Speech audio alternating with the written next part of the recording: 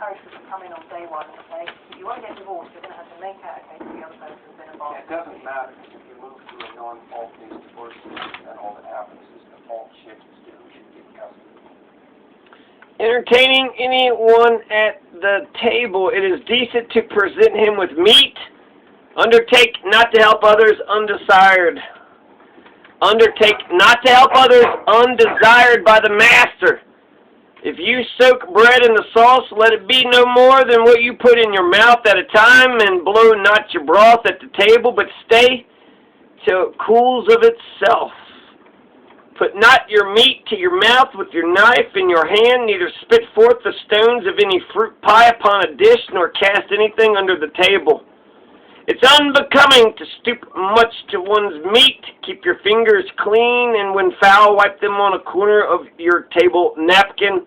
Put not another bit into your mouth till the former be swallowed. Let not your morsels be too big for the jowls.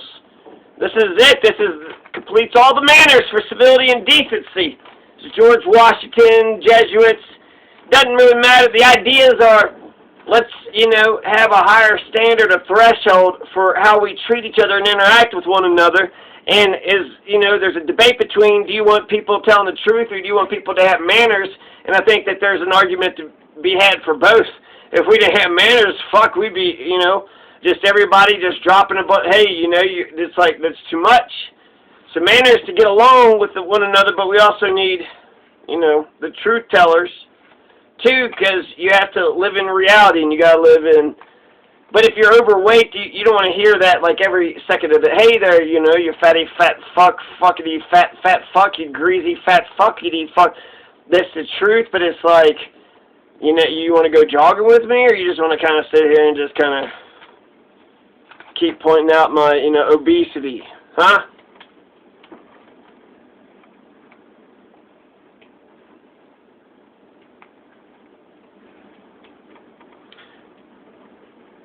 Put not another bit in your mouth till the former be swallowed. Let not your morsel be too big for the jowls. Drink not, nor talk with your mouth full, neither gaze about you while you're drinking. Drink not too leisurely, nor yet too hastily. Before and after drinking, wipe your lips. Breathe not then or ever with too great a noise, for it's uncivil. Cleanse not your teeth with a tablecloth, napkin, fork, or knife, but if others do it, let it be done without a peep to them. Rinse not your mouth in the presence of others. It is out of use to call upon the company often to eat, nor need you drink to others every time you drink. So it doesn't remove the acrimony by any stretch of the imagination, it shifts it to custody of the children. That's what's happening in Canada. Right, and in Britain we actually talk about access rather than custody, because the idea is not that you own the children, it's that you actually want to be able to see the children and spend time with them. I think that's really important. But fault-based divorce is something that increases the chances of couples having a bad divorce, right? That's the problem, is it sets people against each other from the start. They have to go into court and contest that the other person has done something wrong, which is not a great base on which to start then an argument about it, because there's nothing. Should be encouraging divorce even if no one's done anything wrong. No, I think that having to prove that in a court of law is not something that is going to lead you to a better arbitration about settling money and settling, access issues. I think that's the point. You have a ridiculous situation where couples who say, well, actually, we've just grown apart. Nonetheless, unless they want to wait 5 years or 2 years for separation, they have to go in and plead unreasonable behaviour to get a divorce and start splitting their assets.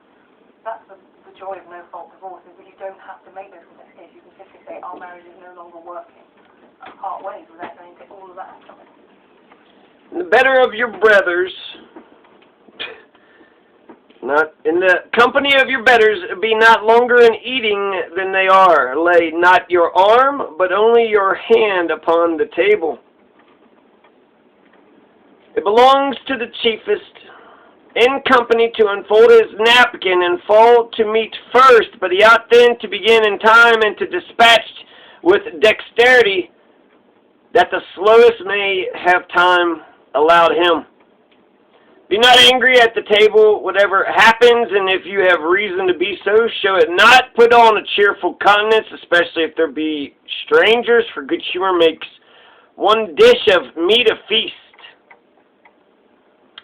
Set not yourself at the upper of the table, but if it be your due, or that the master of the house will have it so, contend not, lest you should trouble the company. If others talk at the table, be attentive, but talk not with meat in your mouth. Something about God and obeying poor parents? I don't know. Let your recreations be manful, not sinful. Labor to keep alive in your breast that little spark of celestial fire called conscience. And there you go. That is 108 manners or so. They're very hard on kids. Can you hear any of this? I don't think anything that makes them easier is a very good idea. It might be good in the short term, but it's not good in the long term. Unless you don't think that marriage is a useful institution. And if you think that it's part of the patriarchal tyranny, then you might think that as well. But it's a very useful institution, mostly for kids. So. I agree that I'm married. Marriage has a lot to recommend it. I do also think it is a patriarchal institution. It is literally... Why do you think that? Well, because you think virtually everything that occurs in our society is a patriarchal institution. It's easy to think that because then you only have to think one thing. You know, one thing answer for everything. You could let me... part of the patriarchal institution. I don't think you're obeying the rule that says maybe treat people as if they have something worth hearing, so... I'm not making a case for the patriarchal tyranny. And I don't think you are either. I think that you're making a case that's like a universally cliched case for the patriarchal tyranny. I don't see... Why do women change their names?